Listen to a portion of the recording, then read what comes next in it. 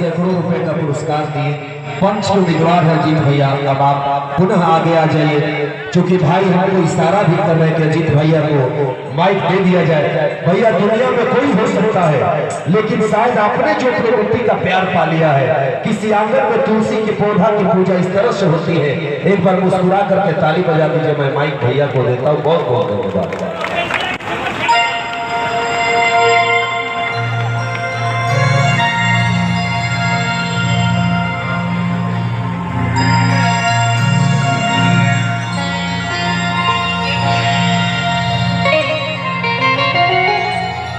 हमार जन्मभूमि, हमार गांव, हमार भाई लोग,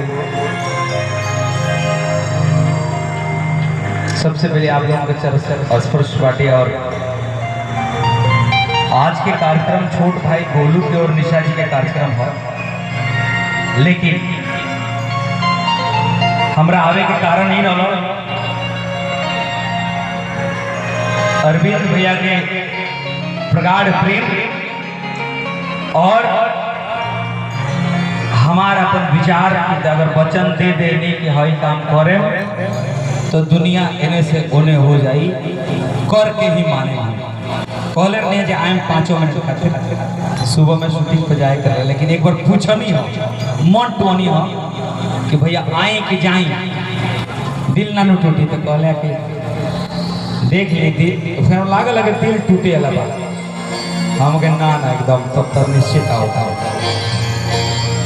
तो ये अरविंद भैया का प्रेम बाटे और छोट भाई गोलू के भी प्रेम बाटे। अगर ये कार्यक्रम ऐसे तो हमारा इंडस्ट्री में सब लोग से पटेला, केहू हमारे दुश्मन ना बा, केहू से ऐसा ना जो विचार ना मिलेला, मिलावों को पड़ेला बहुत बार, ना ही वो विचार मिले तो मिलाव पड़ेला। लेकिन एक गोलू का प्रेम सच में है। गोलू तो हमारे बियाह में से तिलके में से गई तो गोदी में खेलो बनी। हम 2008 में जब बिहाने भी आने करते रहनी महुआ पे, उसने इसको गोद में भी खिलाया और गोद में बैठा के गाना गवाए। आज गोलू आइकन बना हुआ है भोजपुरी में सबसे अच्छा, शुद्ध, सबसे कम उम्र के गायक, जौना की गला में टान बाटे, पावर बा, शक्ति बा, जना में भोजपुरी वास करेला, वो है गोलू। तो गोलू जिस समय भजन सम्राट की भक्ति सम्राट को कार्यक्रम रहे, जना मेरा विनर बनल, तो मेरा लोग ही ना जानते हुए कि यही लड़का के गाना हिट हुए कि तनी राजा जी के कोरवा में बिहान होते थे। और लोग उम्मीद रखते हुए कि पियावा से पहले हमारा छोटा भाई है। ये आप लोग का प्रेम है कि गोली लगने के बाद आपके सामने जीवित है और गा रहा है। आपकी दुआएं और जहाँ दवाई फेल हो जाएगा वो जी दुआ काम आवेगा। तो गोलियों में उतना ताकत नहीं है जितना आप सबन के आशीर्वाद में ताकत था। सोचिए गोली फाड़ के पेट में घुस गई, कुछ न कर और गोलुआ फिर सामने नहीं बनेगा। ये सिर्फ आप ऑडियंस, आप जनता का प्रेम बने। सब लोग कैमरा में आवत न तो ना उधर तो फिर शिकायत की बात हो गई।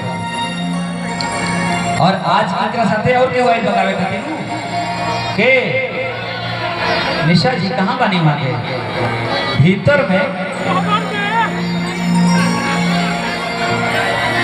ए निशा जी तक साउंड तो जाते हो कहे ने का अरविंद भैया कहे है वो कुछ लागे लगा हमको वो ढेर से ढेर लगे तो भसुर लगे इनकर लास्ट ये थी बाटे ये से ज्यादा नहीं लगा। निशा जी अगर होगी तो वहाँ तो बुला दी मंच में विराजमान भी अच्छा लगा। और गोलू के जस्ट पीछे मेरा छोटा भाई विक्की हमारा, ठीक है, होस्ट करे खातिर जानकार होकर जरूरी पड़े। अगर जानकार ना रहे तो होस्टिंग ना करे, बोल ना पाए, शब्द ना जुड़े। सत्येंद्र भैया की जाए अच्छा सत्येंद्र भैया भी विराजमान है।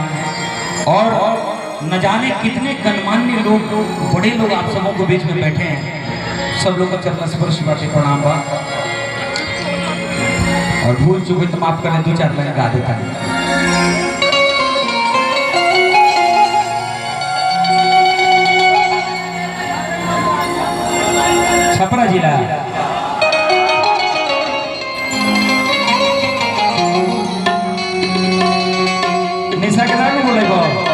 मत बोलावा एहू हमर हाइट हमरा से 2 फीट ऊपर बा गोलू और सब पहले कौन ना पहुंचनी